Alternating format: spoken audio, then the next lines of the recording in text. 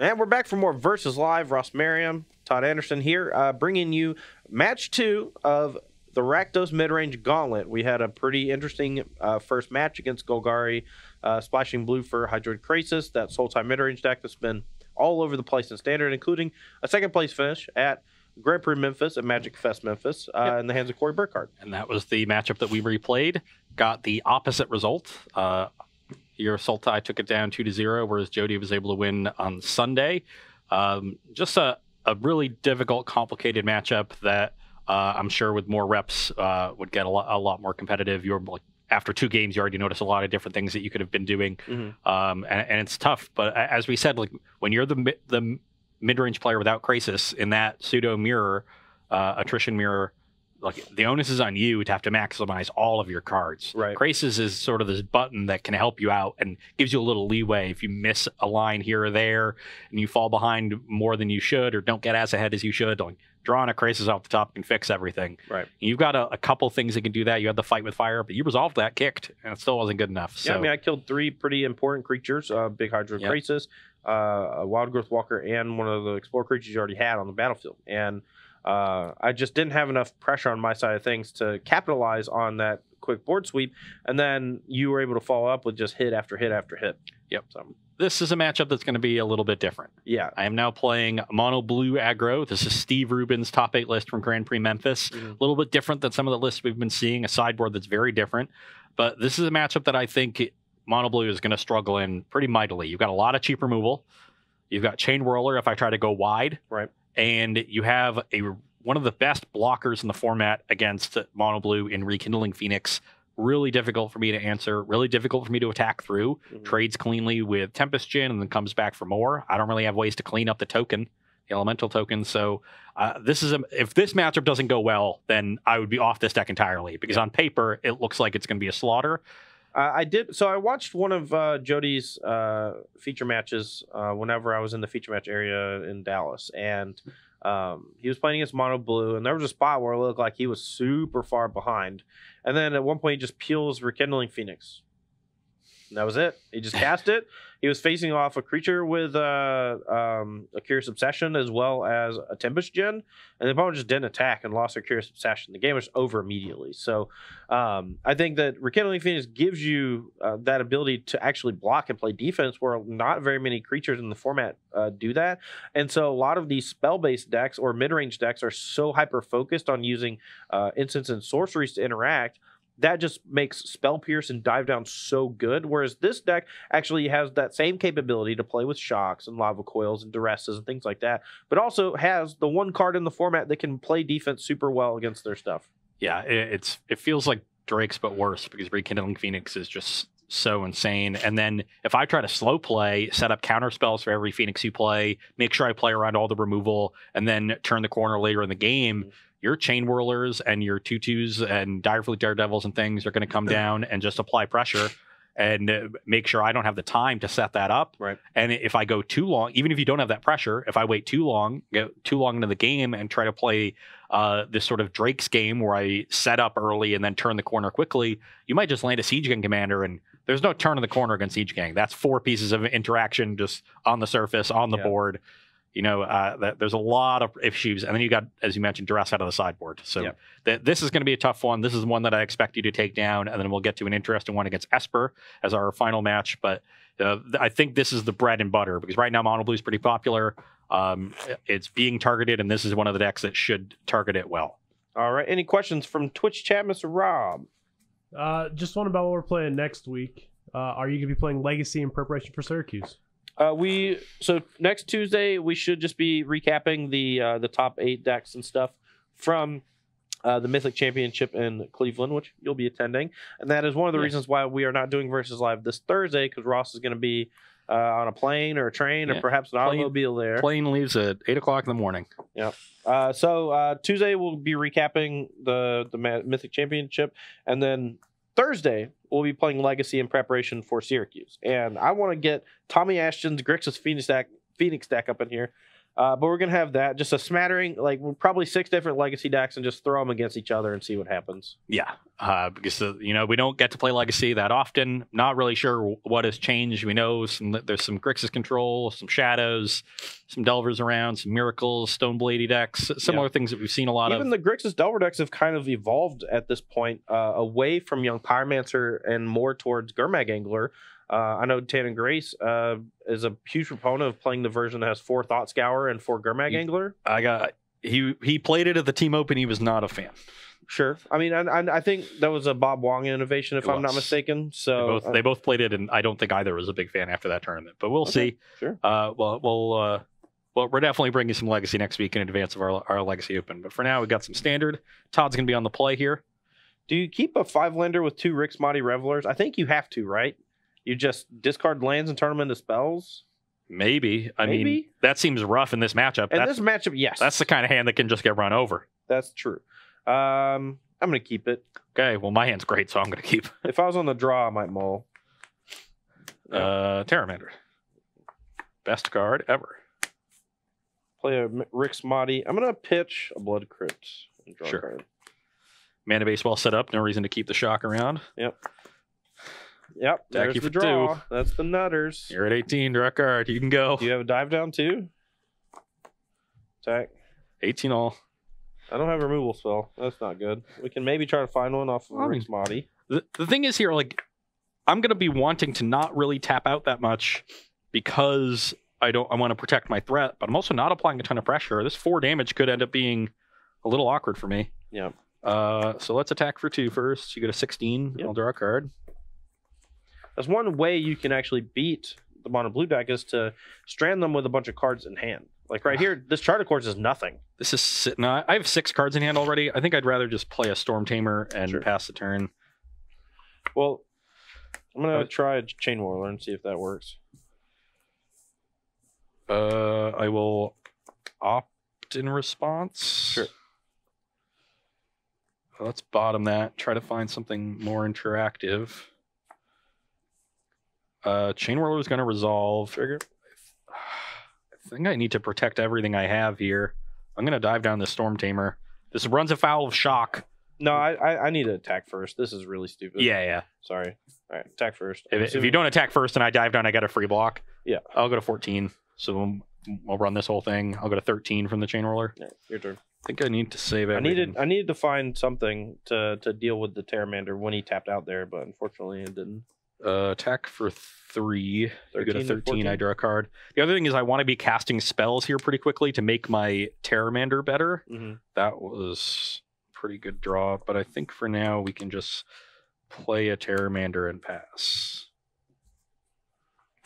Declare attacks. Let's play a Merfolk Trickster and tap down the Chain Whirler. Okay. Attack for 4. I'll block one of them and go to 11. Okay. Let's go Direfleet, Daredevil, target your opt, and cast it. That's really good. Another threat, another card, and another spell away from adapting these Terramanders. Really? I'm really regretting discarding some of these lands, but at the time it was right. Your turn. I think it was right at the time. I was just so flooded. At one point on turn 2, I had 5 lands in it. Attack for 4 brings you to 9. Yep. Draw a card. Play an island and play a Tempest Djinn. Okay. Pass the turn. Ross, Rakdos TV has a question for you. How do you weigh the importance of leaving up interaction mana versus getting a Djinn in play to try to potentially win a game? I mean, it's super contextual. Here I had other things that I could play and leave up the interaction. That is going to resolve. Yeah, your turn. Okay, well, I have the Entrancing Melody to kill you. Great. Which is like my one way to beat the Djinn in game 1. Okay. I mean, you drew a million cards. Like this start plus the dive down is so hard for any deck to beat, let alone... You got to expect at this point that I'm likely to find like a retort or a capture for that. I just happen to find the Melody in the 6th land. All right. We're going to take a short break here while we do sideboards. We're going to try to play more than 3 games of this matchup, I believe. just because the games are going to go pretty quick, fast and furious style. We'll be right back. Don't go anywhere. All right, we're back for sideboarding. Ross, it seems like you're not doing a whole lot, so let's start with you because I'm going to be long-winded in my explanation. Yeah, you're right. Not a lot to be doing here. I don't think negates and things are particularly good in this matchup. And Entrancing Melody is not very good. You don't have a lot. The only creature I really want to take is Rekindling Phoenix, and that's just really expensive to do. So I mean, it worked out there, but that's not like the situation where you go turn 2 with protection with Curious Obsession and get to ride it the whole game is just so unlikely. But in that perfect scenario, like the Entrancing Melody was perfect, and I think that happens a lot of times where people will see, oh, in game 1 this card actually saved me. But in actuality, you were so far ahead that this card that would normally not be very good closed the game immediately. Yeah, completely agree. So that's a card that we're cutting. We're going to bring in some deep freezes to help us against Rekindling Phoenix. Now, Steve Rubin had 3 in his sideboard. I'm only going to bring in 2. I think the third is more for like Drake's matchups where they have a ton of flyers that you want to deal with. Yeah. Here it's really just Phoenix. I've got some counter spells to help deal with them. This is not a good Magic card. I'll just say that. I do not enjoy like it is. This is a desperation move for a deck that needs a very specific answer to a specific problem. So we're only going to bring in 2. I'm going to bring in a couple copies of Surge Mare. This will help stave off some of the pressure that Todd puts on me with Rick's Mighty Reveler and Goblin Chain Whirler on the ground. It's also a card that survives a lot of Todd's removal. So if Todd doesn't have an early creature and I have a Surge Mare, I can suit this bad boy up and not really worry about needing to protect it. Oh, absolutely. So I can ride the Delu horse a little bit and get some edge in that way. And if the game's going to go long, as Todd's going to try to make it go with a bunch of removal, then the ability starts becoming pretty relevant. Not only that, the ability is good, but also like if you have to play defensively against Chain Whirler, Dire Fleet, Rick's Mighty, like it's so good at doing that on top of dodging all of the common removal spells that this deck plays. Yeah, so we're going to cut a couple Mystical Heralds to make room for the Surge Mares. This card does help you get through Rekindling Phoenix, but that's about it.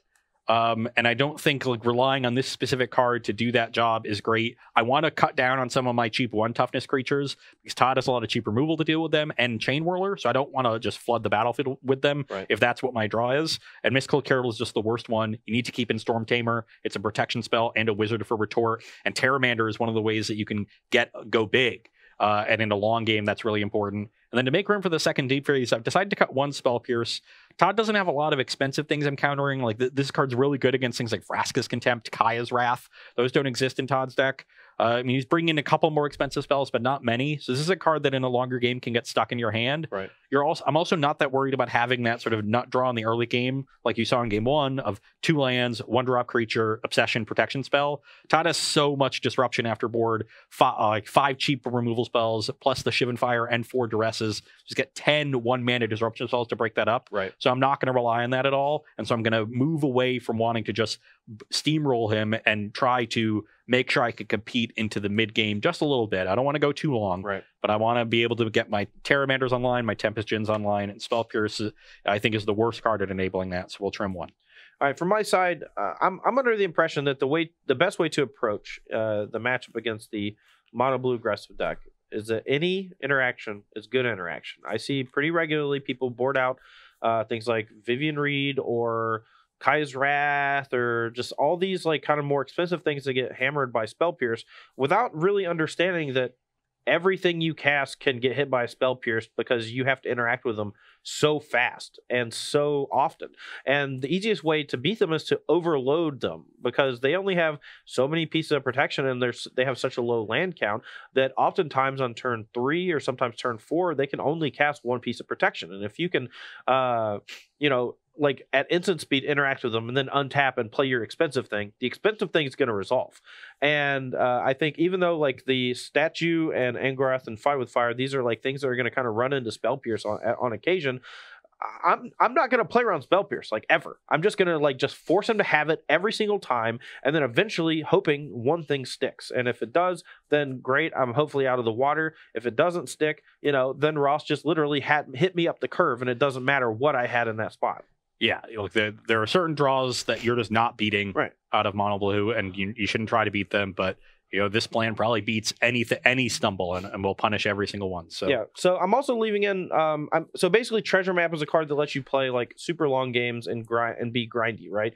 What I'm doing is I'm letting my cards that like Rekindling Phoenix and Siege Gang Commander be my virtual card advantage instead of actual card advantage, because in this matchup you don't have the time or mana to invest into a treasure map to transform it. The same with Direfleet Daredevil. I'm not casting this super early. One of the best things I can hit is an opt. If you don't draw an opt, it's what I'm dive downing, hitting what spell pierce, like preemptive spell pierce before I it's Direfleet Daredevil's body is the more important part. Similarly, we're also cutting 2 copies of Rick's Mighty Reveler because they don't really do blocking in this matchup. Your opponents only have really like a couple of Merfolk Tricksters or whatever that it can actually block. And so we would really only be using these as aggressive pressure. And you saw that game, I was able to hit Ross for like 9 damage or whatever. But then my creatures did nothing because I just didn't have enough removals. So I'm having to trim some of this stuff. And I just think everything else I still have in my deck is a little bit better because, like I said, all of the pieces that are still in my deck can interact in a positive way, whereas everything that I'm cutting does not interact in a positive way, except 2 Rick's Mighty Reveler, which I'm kind of forced to leave. Yeah, you might think that Direfleet Daredevil like come down, hit like one of my spell pierces or counter spells that I've played, and then when you go to kill my thing, you'll have a counter spell ready to like, win the counter war. Yeah. That's just a really expensive way to get around that. Might as well just bring in another 2 or 3 mana removal spell, and that's what Todd's doing. Yeah. All right, so there was a question that was asked. Let's repeat the question just so people remember. Sure. From Rockets TV, how do you balance holding up interaction and playing a threat like Jhin to try to win the game faster? So this is a really important and very open-ended question. And it's basically the crux of not only playing this deck, Mono Blue Aggro, but playing any deck like this. Playing a deck like Delver, any Delver deck in Legacy, playing a deck like Is It Phoenix in Modern, which operates on similar principles. Any tempo-oriented deck, like you have to balance the how much pressure do I need to put on, and how much does that leave me vulnerable to my opponent's interaction? And it's all very contextual. Like, what is my opponent's interaction? In this case, Chain Whirler is a big one, so I can't really go wide to try to overload spot removal or I get punished by that. Mm-hmm. And there might be some games where I just look at my hand and say, I'm not beating a Chain Whirler, so why play around it? And that's the major question to ask yourself there. Think about what cards your opponents have. Think about which ones that your hand can beat reasonably, and then don't play around the ones that you can't beat and hope they don't have them. Yeah, and I think that second part is the more important of this. It's just that a lot of people will sit with like a couple of 1-drops in their hand or whatever playing an aggro deck because they're afraid of getting hit with a Wrath effect, a Kaya's Wrath, Cry of the Carnarium, and things like that. And they don't realize that if their opponent has that card anyway, they're going to lose the game, and the couple of creatures that they're holding back aren't going to save them. And so a lot of the best players in the world, you'll see them just play their 4th, 5th, 6th creature out, guaranteeing that they can win the game through like double spot removal, as opposed to trying to play around that sweeper effect. And I think with the Delver deck, it's kind of a similar thing. With the Mono Blue tempo deck, you're just basically, am I winning on the battlefield right now? If the answer is yes, stay the course. If you're losing on the battlefield, okay, can I hit a land drop or 2 over the next few turns and allow me to turn the corner where I can wait to play the Tempest Djinn? And if the answer is you can't wait, then you have to play the Tempest Djinn. And like you said, that is the entire that's the joke. A big thing is whether or not I have another land drop to make. If I'm on 3 lands and Tempest Djinn is my only threat, then I'm slamming it. I'm just slamming it. It's already on the battlefield. There's no question. Like I can't. You just can't sit there and wait and let your opponent get set up, because by the time you hit a 4th land drop in your 19 land deck, that they're probably going to have 2 removal spells, and then it's not going to matter. Right. Or if your 1 protection is like Spell Pierce, they're like, okay, well I'll counter your Absorb. And then, well, now I'm tapped out anyway. But the previous turn you were still tapped out from the Cry of the Carnarium or whatever. So it's like, and like maybe if you have Opt Charter Course in your hand or some counter spells to like stall an aggressive deck, sure, then you can wait because you have a way to maintain parity or dig for that land drop and set up. Right. But if your hand is just glutted with cards, a lot of it's just about like how efficiently can I unload my spells? Because if you try to wait, sometimes you'll just die with 3 or 4 cards in your hand.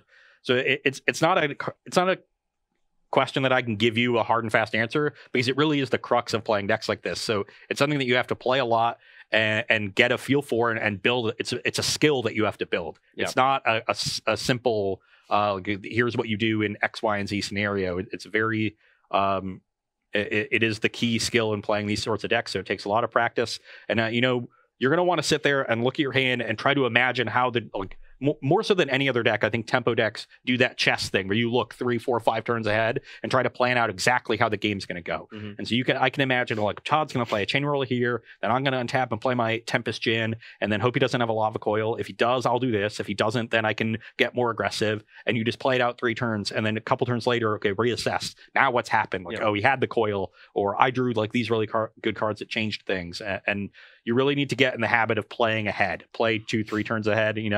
Maybe you're not when you're just starting out, you can only play 1 or 2 turns ahead. But as you get better, you can start seeing 3, 4, 5 turns ahead, and that's 5 is a ton. 3 or 4 is already really difficult, but that's really where you want to be to compete at the highest levels. But really good question, and I could write 5 articles about it.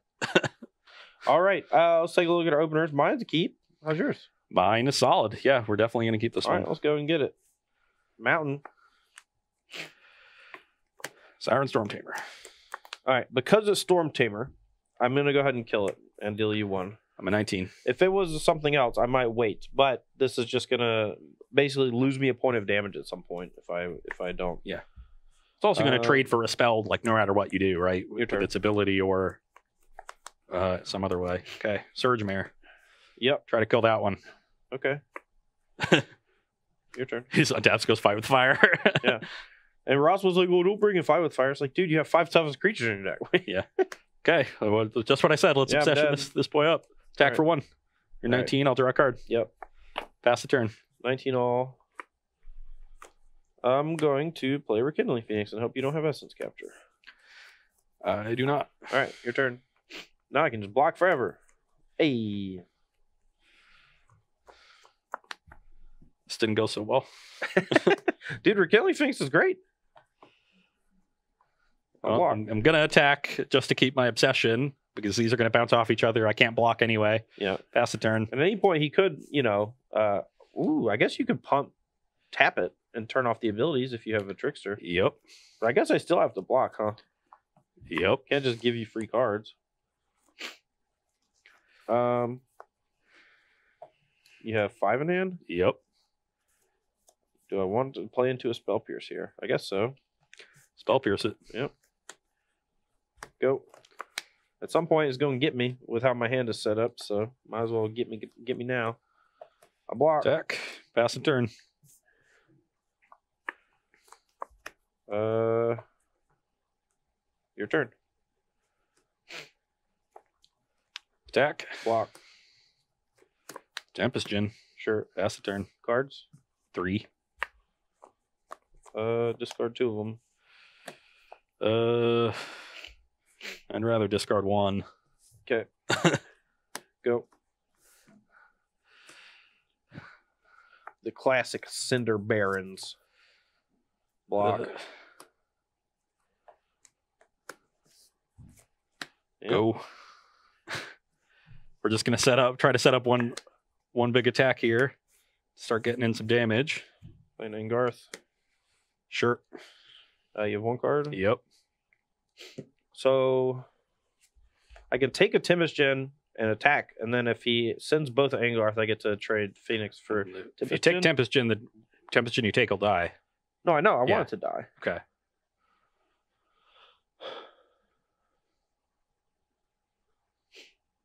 You see just how much of a thorn this Rekindling Phoenix is. It basically stonewalled me for 5 turns. Last card's a dive down ob. Yeah. Your turn.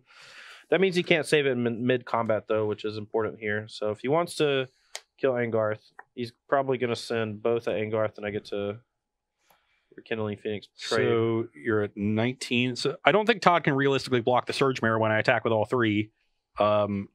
Which means... but I don't think I can send anything at Angrath, which is awkward because it means like drawing into a reactive card is bad because I'm just gonna have to discard it. Angrath is actually really good. I probably should have just ticked up to make sure that I didn't get hit with a dive down there. That was probably a big mistake. So I'm going to send all at you. I think I have to be aggressive here. All right, and you pump twice, and I take 12. Yeah. So this is 5 and 7. Yeah, brings you to 7. Yep, and you... so that dies, you get a elemental. Alter loot. No, you draw first and then loot. Oh yeah, draw off obsession and then just get max info. Yep. Okay, let's discard an island. Okay. Yep. Go. I might steal this one. It's true duress. It's really frustrating. I literally drew like 5 lands and an Angarth and a Carnage and a duress or whatever from opener. I drew 9 lands too, but I drew 3 Tempest Jids, so it didn't matter. I think if I tick up, I actually might steal that game or force you to attack Angarth with everything, and that actually just changes. I think that's the mistake that you made. If you just tick up, you're in really good shape. I thought there was a chance that if the last card in your hand was a trickster, I guess you would have trickster killed anyway. I don't know. The mistake I made was going for the obsession so early. If I just pass, I have the retort and then obsession on turn 4. Sure. I can counter the Phoenix. So that was me playing a little like I played a little too on autopilot there. And so I just slammed my obsession down, figuring like without thinking like, what do I need to retort something next turn? And obviously, I need to retort a Phoenix if it happens. So if I'm just a little more patient there on turn 3, I think I pretty easily win that game because I end up just drawing so many extra cards while Todd floods. And then because I made the mistake, I open up Todd to win, but then the mistake back cost him. So 1 mistake on each side there.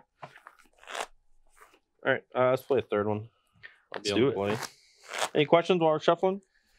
Yeah, I have one. I think we've kind of gone over a little bit before, but what do you think has made Jeskai fall off and Esper be the control deck?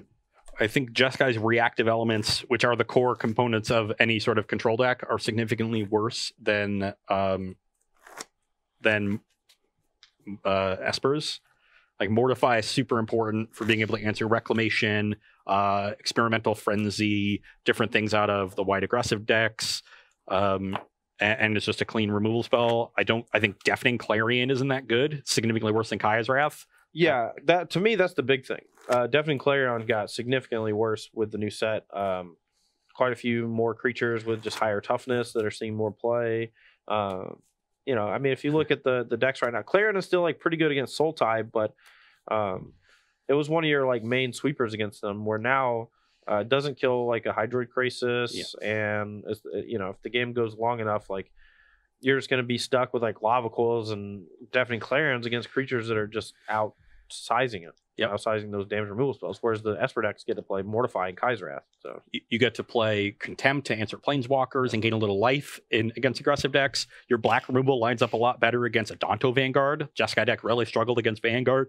Excuse me, had to play things like Seal Away that it didn't really want to. And then you get Duress out of the sideboard. And that's the kicker. Duress and Thief Sanity, both of which are insane. Thief is the best like juke threat for the control decks, and Duress is so good in control mirrors against reclamation decks and against mono blue. It's the best sideboard card in this matchup. So Duress is a super important sideboard card, as is Thief. So a lot of different advantages for Esper here, and the only one that really remains for Jeskai is Niv Mizzet. Yeah, this is a fine hand. See if I can continue stealing matches. Let's lead on a Terramander.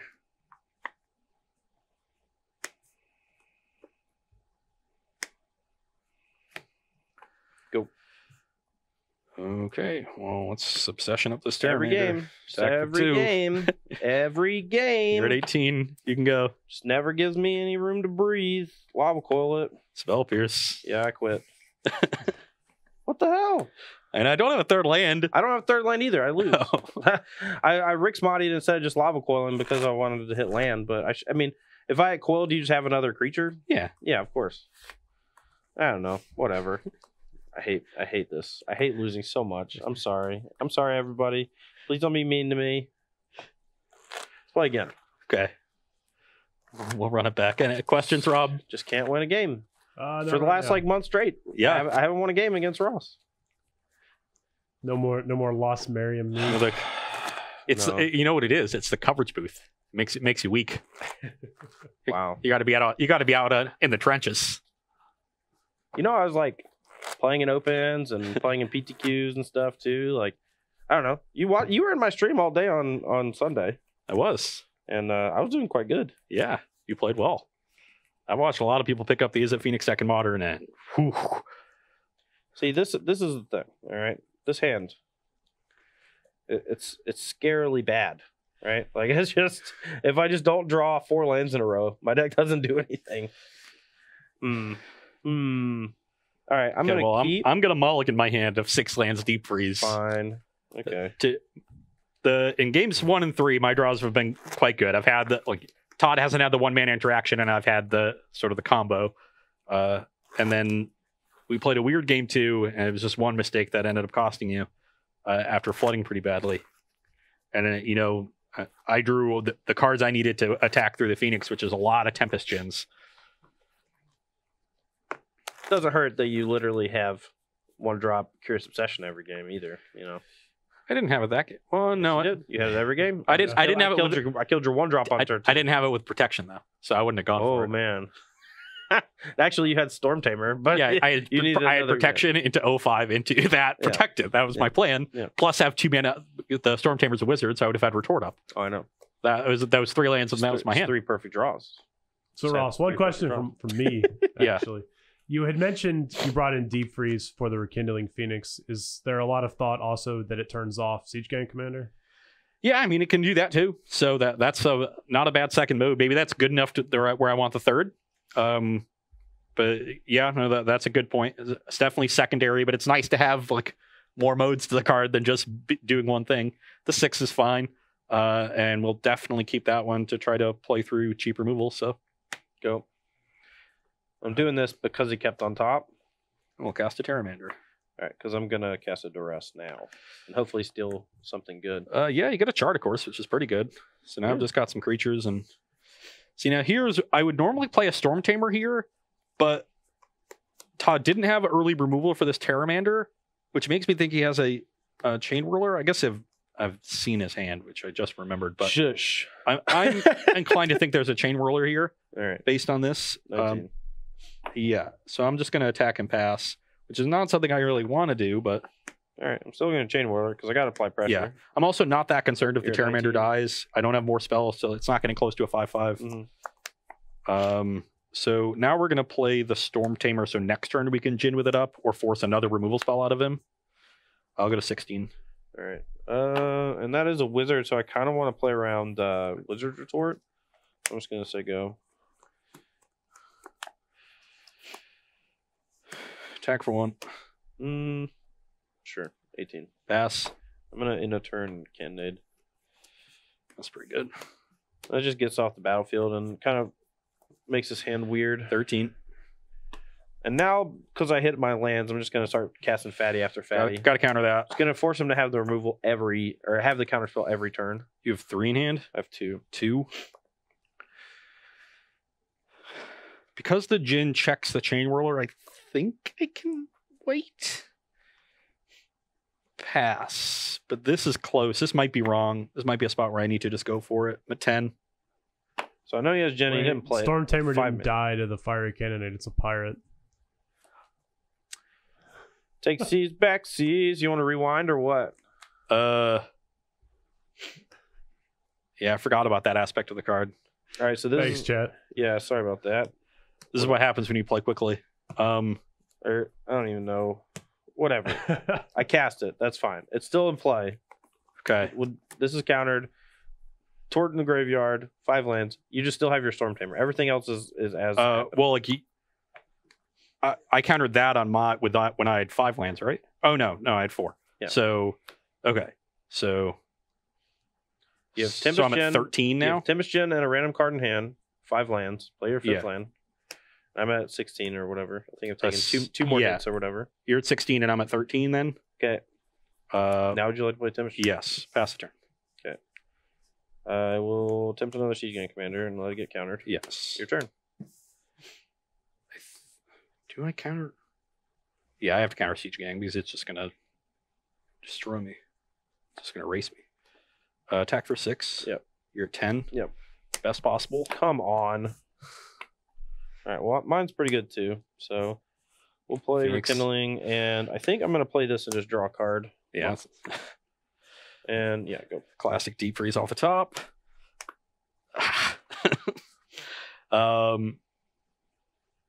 So now with Todd at 10, do I attack? I guess I can hold this. I can play it and attack and get Todd to 3, but then I'm at 13 and like the Phoenix just sort of. The Phoenix is going to stay back anyway. I'd rather just have the Djinns to check these and just try to draw a deep freeze at some point. But I'm going to hold this in my hand because of Chart, of course. So I'll pass the turn. Because these together are still lethal with 5 lands. Because Todd's at 10. So now we're just in a holding pattern. But that's generally going to favor Todd. That's a really good draw. I'm at 12.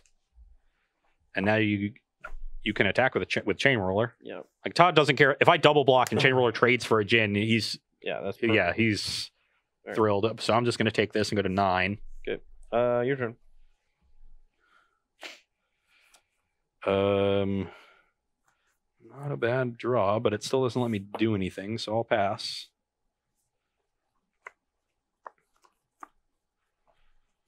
So I know one's a land because he showed me, but I'm going to play around double. I can't play around double Spell Pierce, whatever. All right, I'm just going to play Karn. I mean, Karn's just going to find him a bunch of things, right? It represents more than one threat, so I'll just retort it. Okay. Go. Said it was a good draw. I know. That still doesn't do anything, so I'll pass. Go.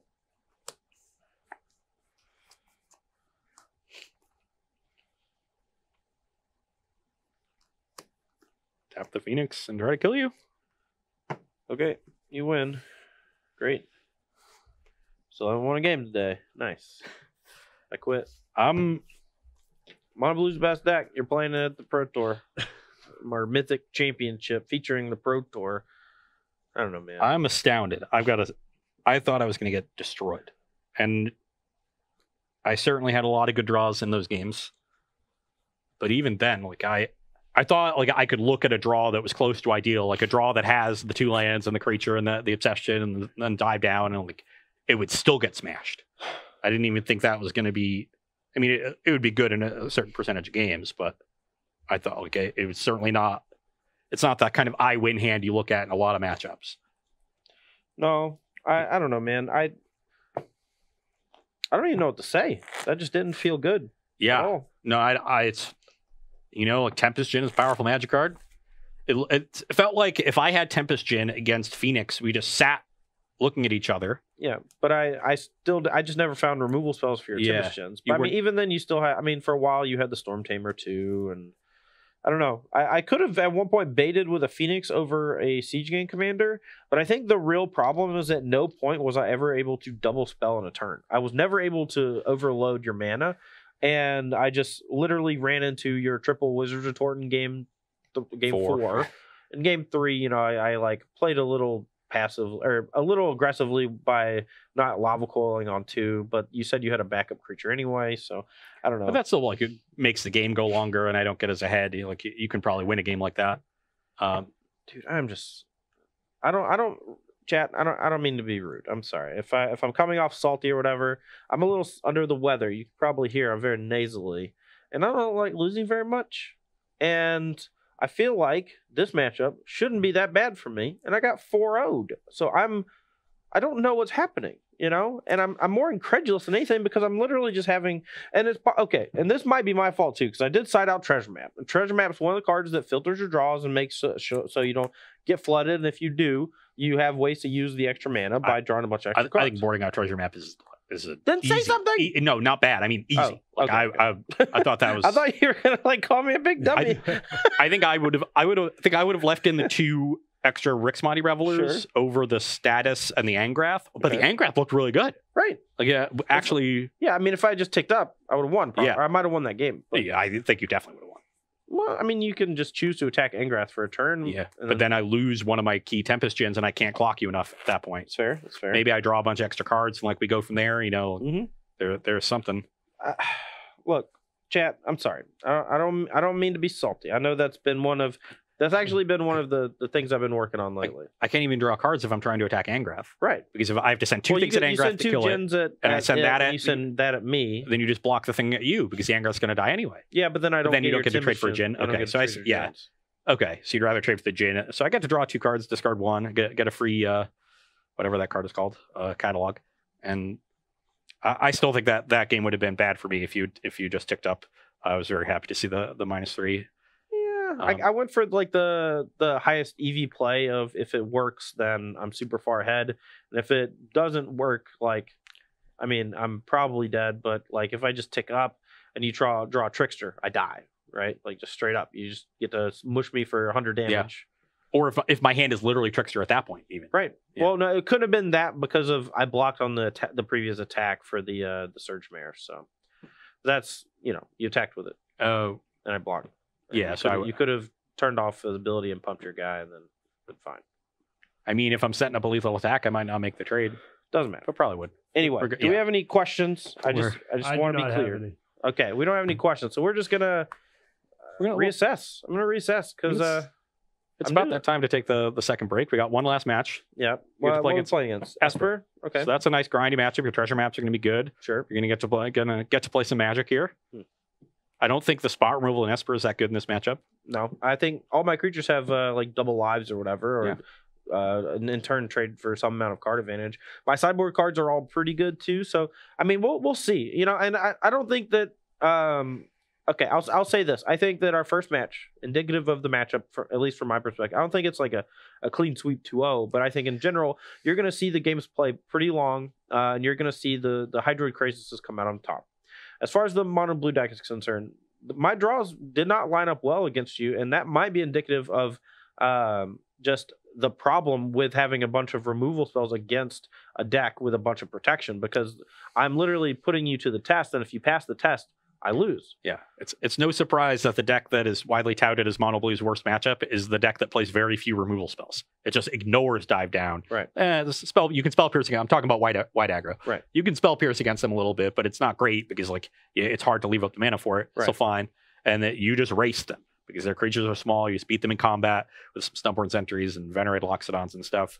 And then you still have some removal, so they have to be wary of it. If they go for it and you Baffling End or Tribunal, they fall really far behind. So It's a really tough dance if you just have just a tiny bit to make them think about it, and sometimes punish them when they have to be aggressive, but otherwise just flood the battlefield. Whereas a bunch of removal, you still just get tempoed out unless your draw is really good. You never had draws where you were triple 1-mana interaction early. Well, I also, like I said, I never was able to double spell. And I think it's important against the mono blue deck at some point. The turning point is going to be when you cast 2 spells and they are only able to answer one of them. Yep. And I never had that point, so I was kind of bottlenecked into always killing your 1-drop on turn 2 or turn 1, and then I never have the chance to 2-for-1 you by getting your Curious Obsession as well as your creature. Yeah, you ended up not drawing enough of your 1-mana spells to be able to double spell. Clunky early, you fall behind, and then when you fell behind, you drew the Duress. And I just had the Trickster, and you drew the Duress when it was bad. So a little bit,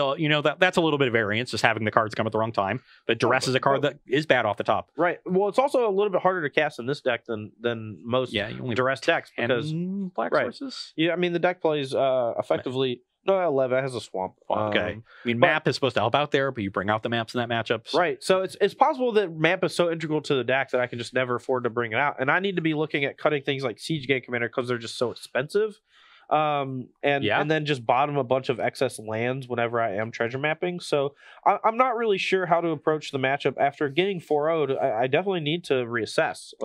So, and I think it's important that you're always questioning what you're doing. And honestly, it's one of the reasons why I'm not a huge fan of the sideboard guide type articles, because I'm under the influence that every time that you come into a match, you should sideboard based on how you think your opponent is going to sideboard. And if they present something to you in game 2 that you're not expecting, or that is not conventional, you need to reassess. And you need to be able to do that on the fly yourself. And if you have a deeper understanding of the matchup, that's really where you start to see some of the best players shine, because they, the people who write the sideboard guides understand that they can be flexible, and they can like one up their opponent in a lot of these post sideboard games.